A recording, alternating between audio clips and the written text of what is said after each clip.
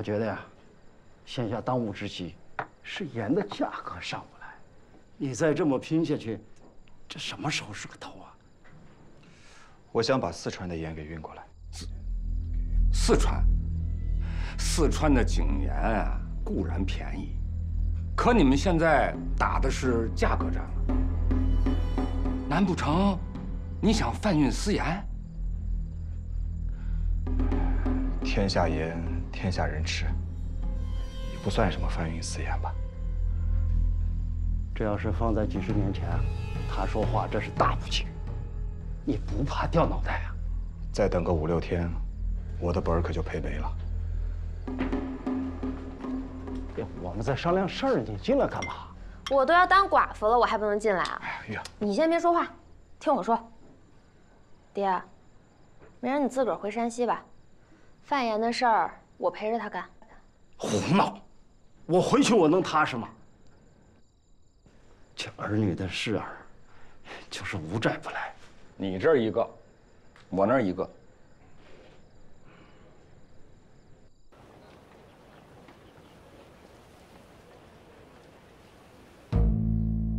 诸葛大人，哎，大呼小叫，过来，过来，过来。给你看个稀罕物。嗯，天赐怀，哎呦，哎，这口袋很结实啊！啊，你不是让我去看看那2个愣头青放的开门炮吗？啊，古平原这小子还真有办法，弄那个盐袋子到处送啊！哦，只要到他店里去买就送。嗯，口袋用破了还免费给补。哦，喏，你呀，再看看这个。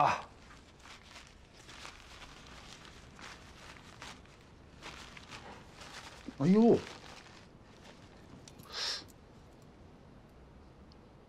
哎，这盐碾得真好啊！啊，你看看，普通盐，300文一饼。这盐重新筛过的，卖500文。哦，家里边穷点的都跑来买这个盐，吃起来体面。哦，那看来他们可是亏本在卖呀！啊，江北那边都是700、800文一饼呢。哎，对了，李百万那儿怎么样？200文一饼，有点意思。我是真服你啊！啊，诸葛妙计安天下，你是活诸葛，这1文钱不花就把生意做成了。姓古的还是有一套，只要是粮食够用，盐够用，老百姓就闹不起来。我是料定了呀，这2个人一定会斗上一场。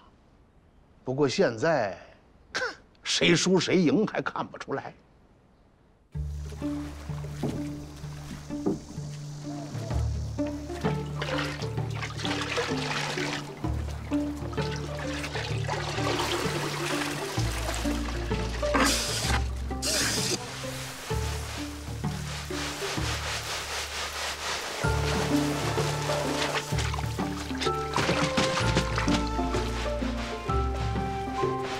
大人，您现在看到这些啊，都叫燕氏盐草，很多都是宋代的旧物了。哦，这得有900多年的历史了吧？啊，正是。不过现在啊，不像原来那种煮海为盐的方式了。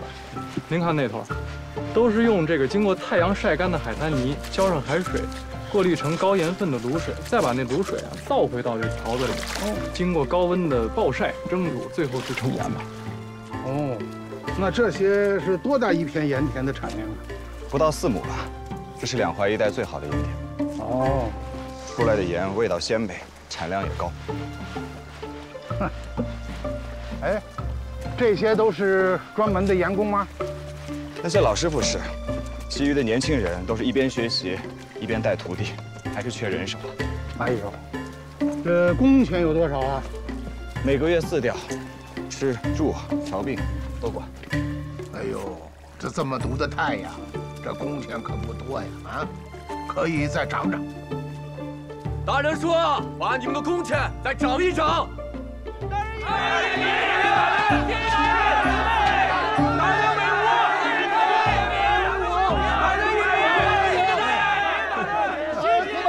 爱民如子啊！大人，您这真是百姓之父母啊！哎呦，看样子我在两江人缘还是不错的啊！大人，实话跟您说呀，我们这盐场的工钱已经是两江地面上最高的了。我跟古平原，我们俩现在那是赔本赚吆喝。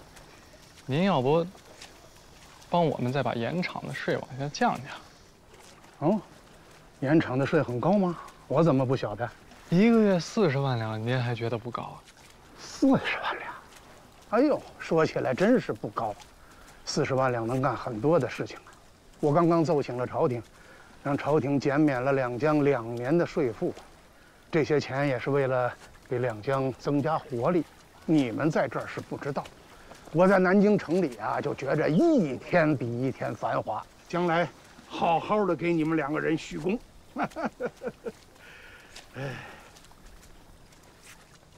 走上去瞧瞧。怎么样？你爹洗了没？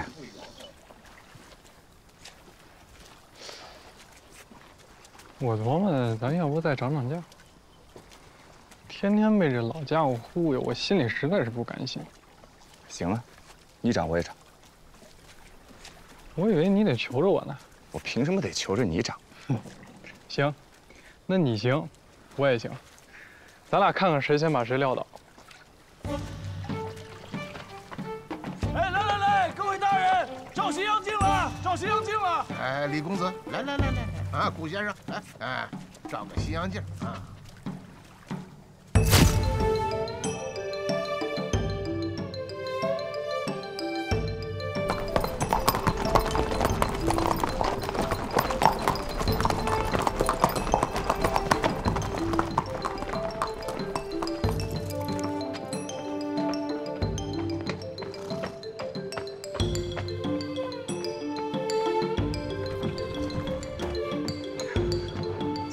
哟，来了！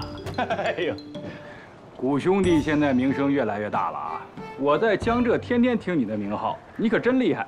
你这船里头这么凉快？凉快？嘿嘿，那儿呢？看看吧。啊？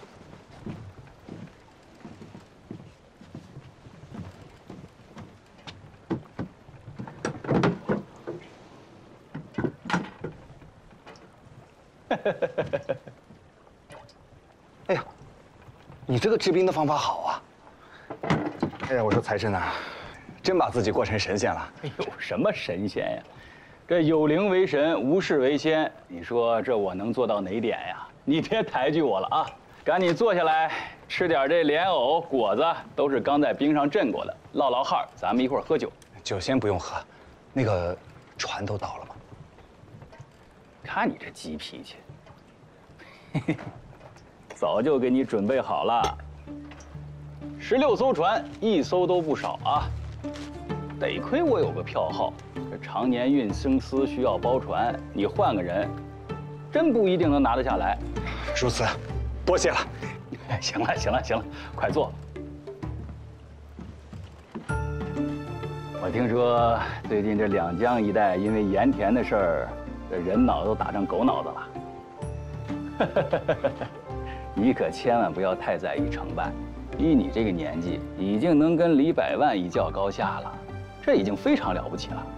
万一要是有什么不利的，那也是非战之罪。可千万不要因为这个事情把自己身体弄垮了。我也是被两江总督府逼的。这瑞林啊，其实根本就没打算把2淮盐业交给李万堂，我就是被拿出来顶缸的。之后，平抑盐价、打击米商，包括跟李家的那点事，都是他挑出来的。哼，这个两江总督啊，人送外号剃头师傅，阎王爷见了他都得让他8腾皮去。不过我可要提醒你啊，盐的事情你可要小心，这里边的干系可不小。我能帮你做的事情我已经尽力了。剩下的我也不知道我能做什么。多谢吴兄提醒。管家，哎，怎么样？少爷，老爷还没醒呢。我现在急的是等不到他醒啊！那这万一出了差错？出差错有我担的，输的又不是你们家的钱，现在都已经火烧眉毛了，你还磨叽呢？快点去！那行，那我去看看。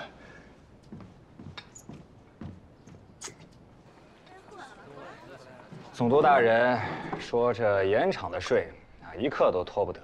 我回来之前也是刚把钱给交割了，每个月40多万两银子的税啊，就好像有把刀抵在我的哽嗓咽喉，这种滋味不好受啊。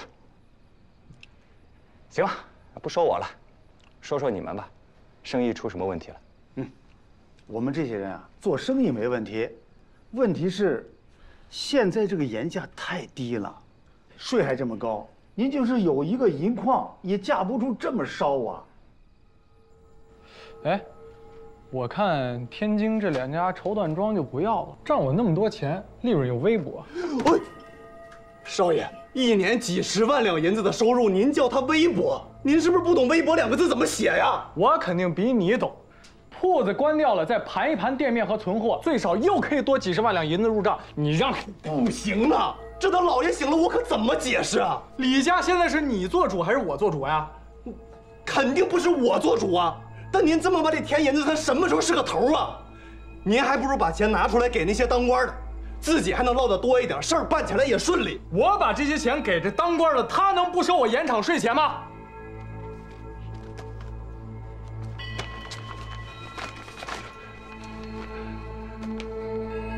哎，这2家茶庄也不要了。哎，少爷，这个真不行。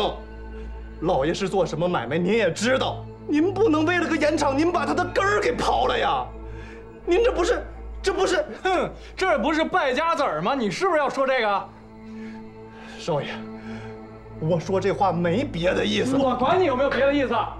现在每个月管我要40万两的盐场税钱。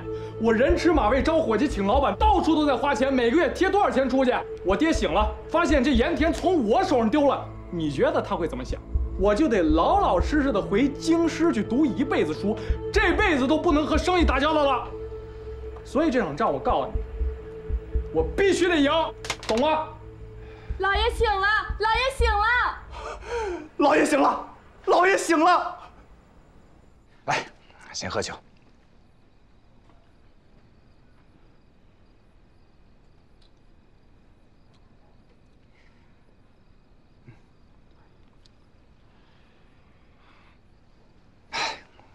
大家伙也别紧张啊！我说没事就没事。东西，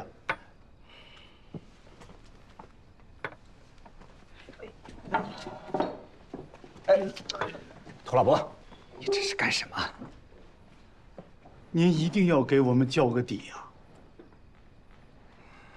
来，不，你干什么？我没做什么。干嘛？我又不吃了你啊！我是带您老啊去看看盐。黑子。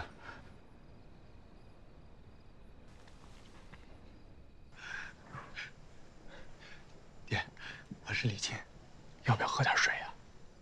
老爷，咱们盐田的事儿一直在做赔本的买卖，你提这干嘛？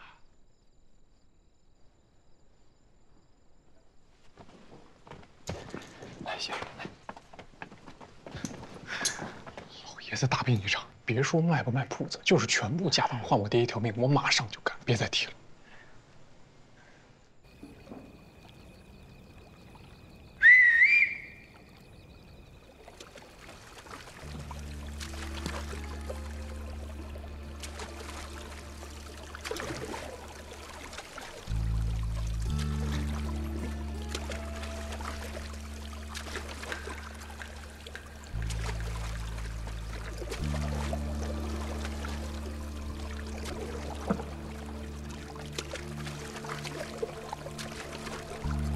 给他们打个杠啊！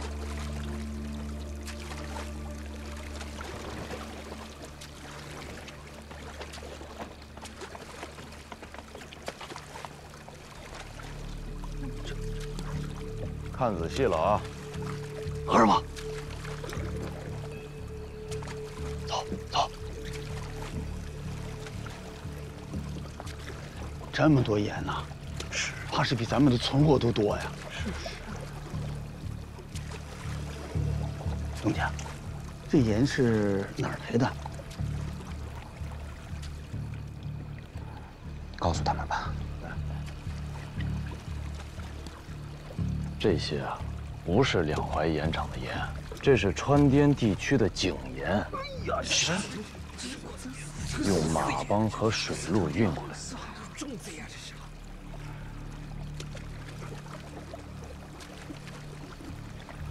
东家，您这可贩的是私盐，要杀头的。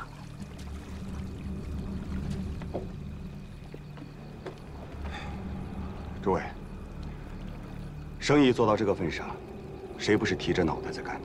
如此困顿之时，能和各位共事，是顾某的荣幸。之前不愿意告诉你们，也是担心一旦官府追查下来，会累及各位。你们要的底，我已经都交了。之后的路要怎么走，各位请便，我绝不强求。东家，我们这些人呢，承蒙您收留，真的是万分感谢。可是这事儿，哎，这么办吧，这是最后一次了。有罪，大伙儿共同担着。大不了咱把这事做完以后呢，手里有些积蓄，到时候把铺子一关，就了事儿。咱没有必要跟李万堂啊争一日之长短。这个你们就不用管了。大家一路劳累，今晚早点歇息，明天一早各自押船回去吧。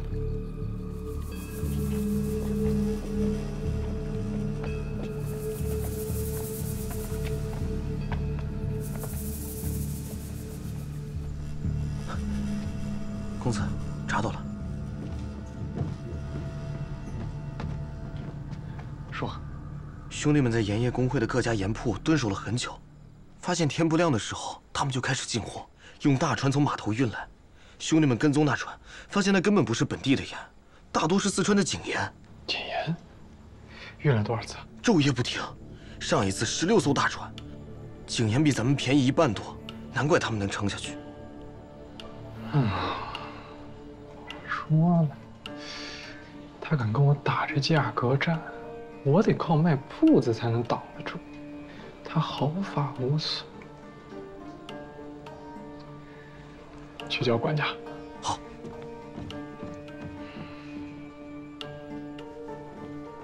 等老爷一醒，让他定夺。不必了，老爷子现在身体那么弱，何须让他再耗费心力啊？而且养你我都吃干饭的呀。说吧，你想怎么办？他古平原贩卖私盐，一下子这么大的量，这可是砍头的罪过。怎么了，少爷？要报官啊？啊！你要真是个草包！现在两江地面上，谁不知道古平原正是两江总督面前的大红人？谁敢拿他呀？说不定他平抑盐价，总督府还要赏他呢。听着，我记得咱们刚来江陵的时候，不是给曹帮的人都送了重礼吗？现在正是用他们的时候，告诉他们，让他们用最快的时间把古平原这批盐果扣了。他要是敢索要，把他一块扣了。这种情况下，古平原不敢报官，他只能咽下这哑巴亏。这是其一。其二，通知咱们全国的店铺调拨所有的资金来这儿，我趁他病要他命。我就不信了，我非要跟古平原在盐田这事儿上决个高低。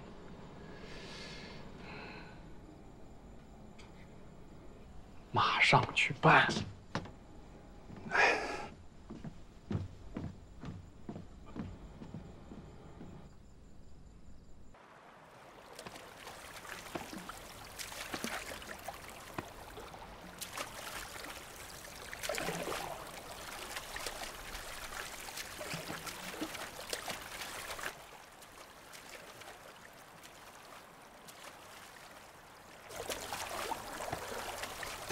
林哥！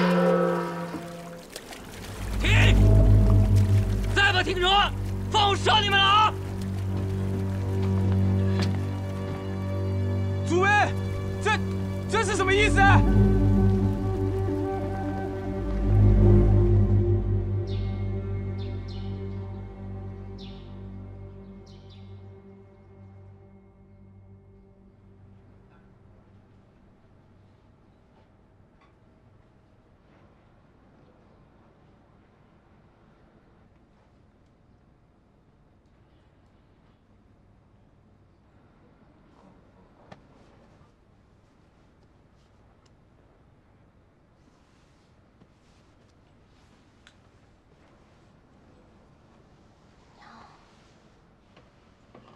眼睛怎么是红的？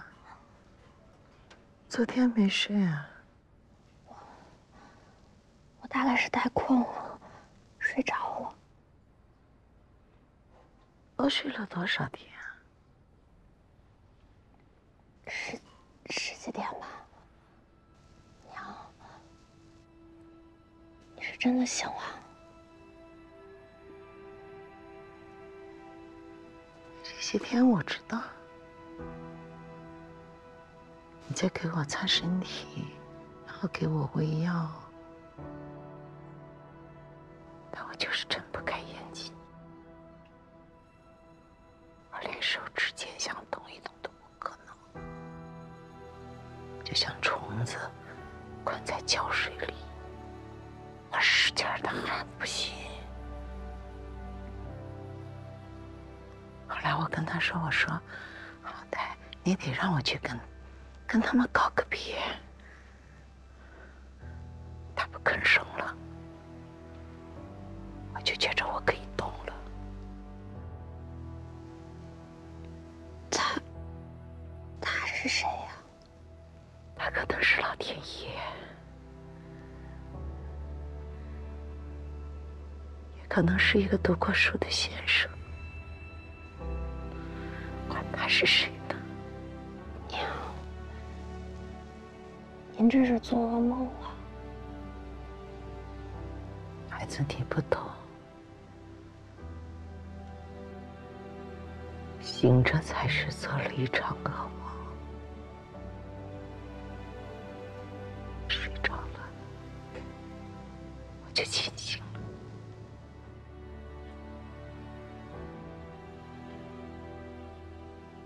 老大呢？他有事出门了。有几句话我想跟你说，你且听着。男人不一定要求功名，有志气就好，不一定要多聪明，心善就好。天底下再乱，能在一起就好。记住了吗？娘，这是什么意思呀？这一趟下，我恨不得马上死掉。慢慢才明白，可惜明白的太晚了。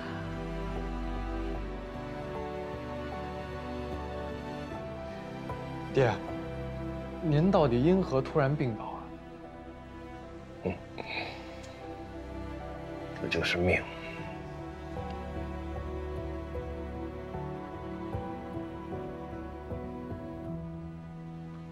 你跟那个古平原还平分秋色吗？昨天或许还是，但过了今儿就不是了。我让曹帮的人把他的货给扣了。您是不知道，他学着这个私盐贩子的手段，从四川走私便宜的锦盐过来卖。我说他敢跟我打价格战，而且不落下风，无耻！做生意就是做生意，你这么做不道义。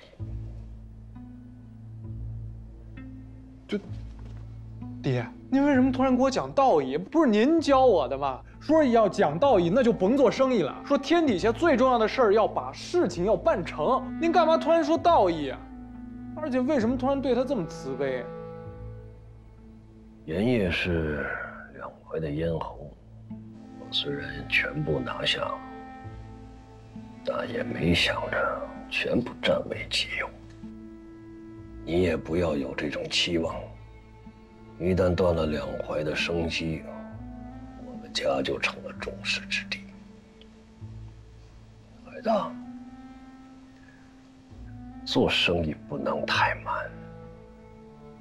古平原不是给自己做生意，他是想给江南留一线生机。我们能拿到一半已经很好了。曹帮，让他们赶紧出来，别祸及到我们自身。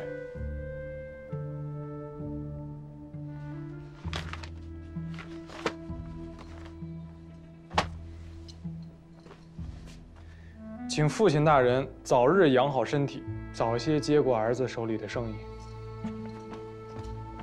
少爷这么干，真的是出人意料。唉。你没觉得他变了吗？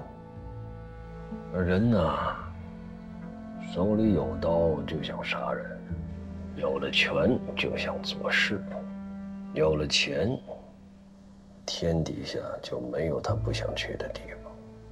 这三样东西最危险了。他现在接手了生意，不变都难呐。我倒是从这里跳出来了，由他去吧。老爷，您就是病了一次，意气消沉，等着病好了，家里的事还得您说了算呢。我为什么说了算？我的命只有那么短了，我还守着这些钱干嘛？我为李百万这3个字欠下太多债了。你也下去吧，我想歇歇。哎。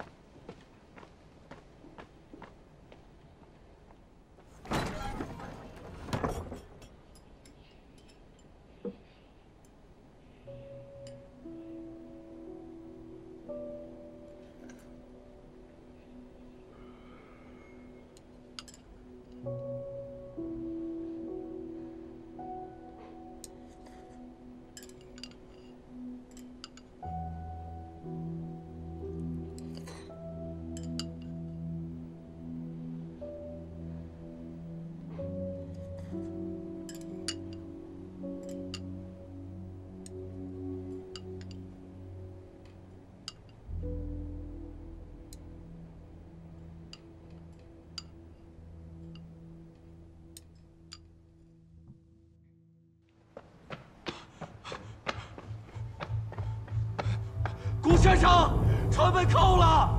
顾先生，船被扣了！船被扣了！他们人在哪儿啊？那个就是他们曹帮待客的人物，那张桌就是码头桌，他们平日里就从这里吃讲茶。在下古平原，想求见贵帮帮主。阁下在家还是在帮？在家，为了那船盐而来。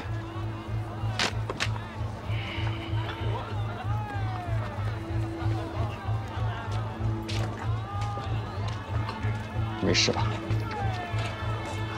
没事儿。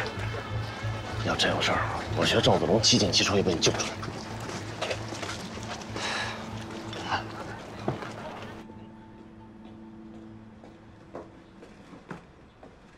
老祖说了，贵客大堂奉茶，请吧。老祖请他，没有你。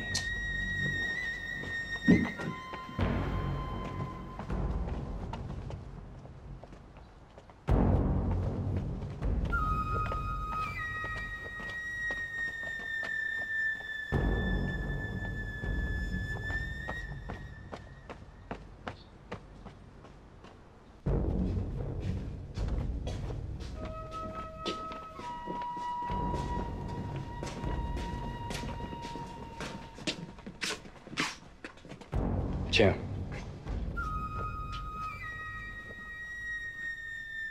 拜见老祖宗。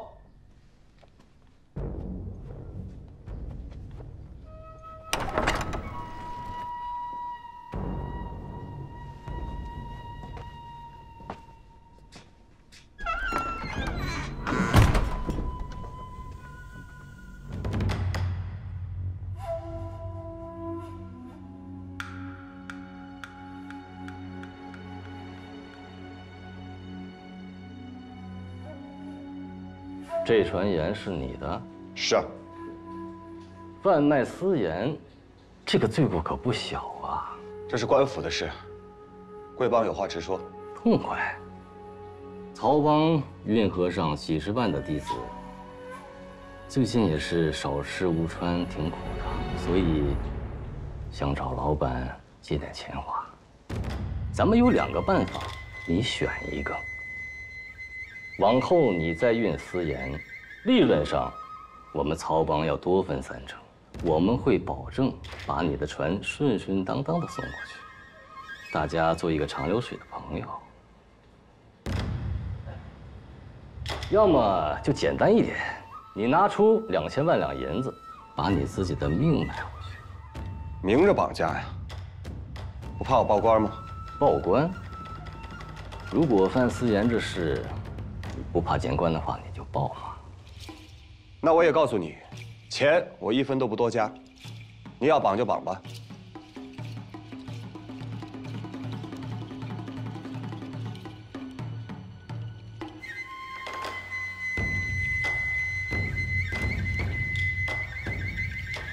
2000万两银子，3天。到时候我要是见不到这些银子，我就把你 塞进猪笼里，沉到水里喂鱼。我说话算数。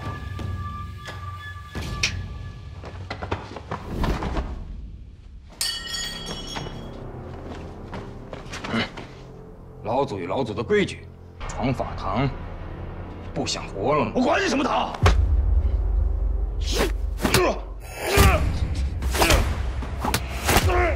一身蛮力有什么用？力气再大，也不过是头牛罢了。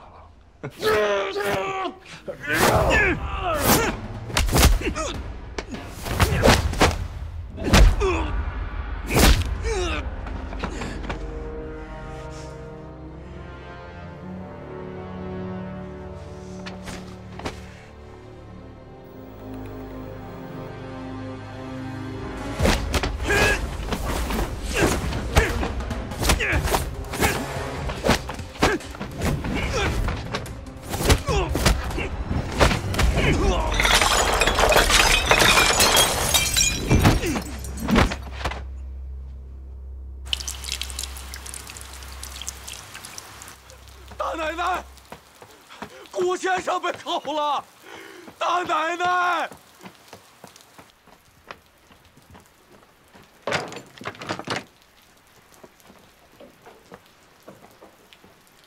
好家伙，你要干嘛？全武行啊？你怎么还不换衣服？跟个老太爷一样。我为什么要换衣服呢？你没听黑子说呀？他们把你女婿给绑了，还要2000万两银子，哪儿找去啊？你快去把衣服换了。哎，你接手单刀还在不在？叫咱爷儿俩杀上门去啊！你是不是听戏听多了？我又不是多尔顿，我没那么大本事。爹，你是怎么了？咱们被劫也不是第1次了，先按照江湖规矩谈，谈不拢咱们就打，还怕了他们了？哎，要不这样，你外边穿这一身，里面穿动手的衣服，用软刀，咱们好好的会客。说不得他们对你没防备，你一刀压下去，剩下我解决，这个怎么样？这个不怎么样，人家上上下下几10万弟子，你一刀就把人压住了。他能放人，好汉不吃眼前亏。可以后在运河上的买卖就不容易了，这跟丢货找货不一样。我管不了那么多，那黑子说了，3天不交钱，他们就把人给进猪笼了。我等你慢慢的搞，那我收尸都来不及。哎呀，闺女，这是个大买卖，我之前跟他说过了，私盐的事儿不能碰。现在好了，报官也不敢，去抢人又不是办法。咱们呀，不如找个中间人，两边说和一下。曹帮里头啊有字号的人物，爹也认识不少，我已经找有分量的人去说话了。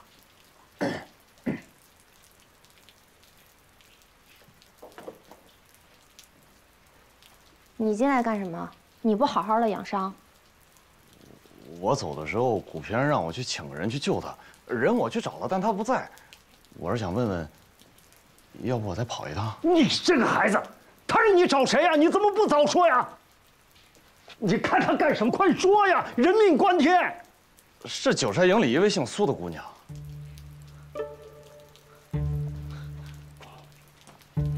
你瞧不起我？你瞧不起我是不是？姓苏能救他，我救不了他。你走不走？你不走我走。你进来！你快去呀！闺女，你能不能像个人样？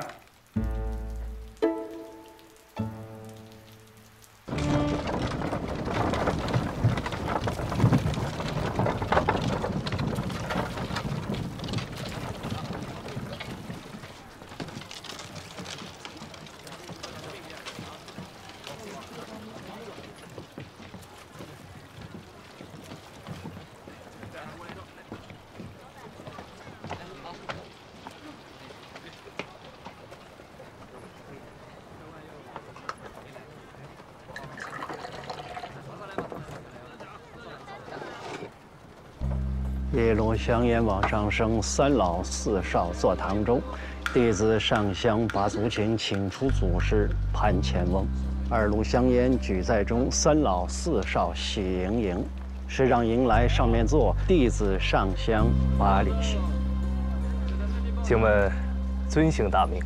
在下姓常，排行第4，头顶通字，脚踏万字，怀抱物字。是老前辈到了。敢问老前辈的师承？子不言父名，是童子辈的先生。我和姑娘来，是来谈姑爷的事儿。请。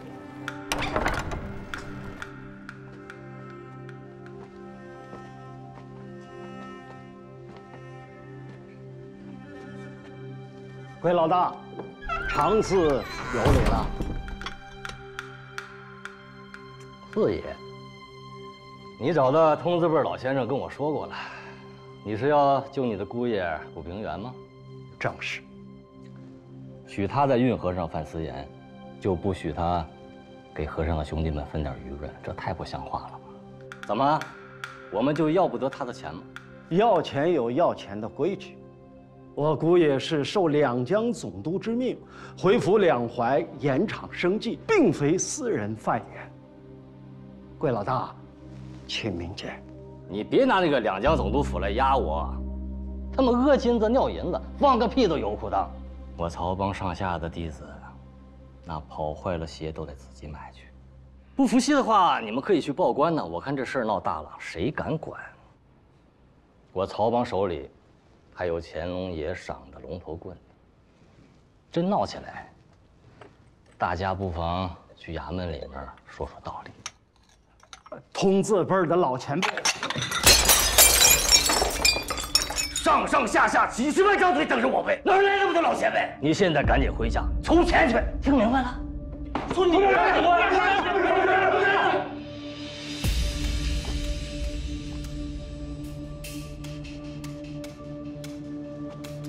咱们还是先回去吧，这事儿不好办。你看到了，这不是你来的地方。走。我夫君他还好吗？他好不好，那得看你准备的钱多不多了。哎，我这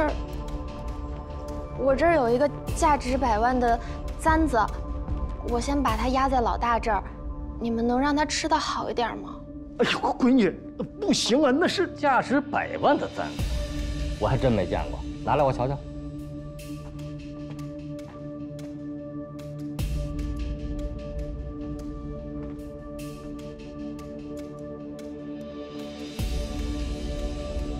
老大，你能把他带出来让我见一面吗？我也好知道他把银子放在哪儿。这个好啊啊！咱们这一趟是绑直了啊！来呀，把那姓古的带过来。是。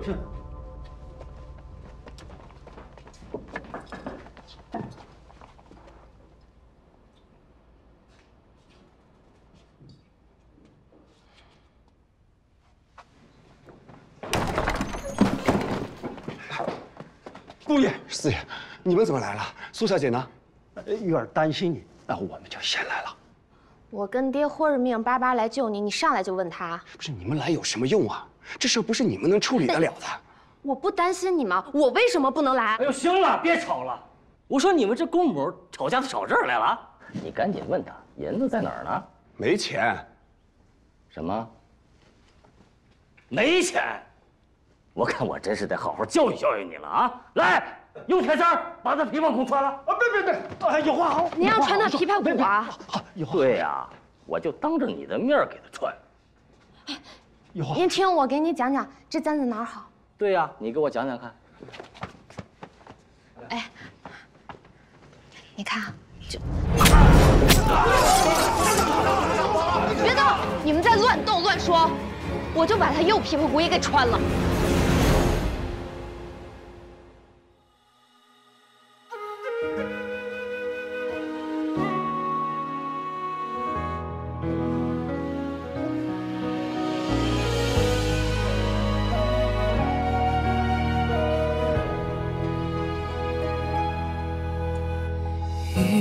传奇往事万间落空浪，听交织的素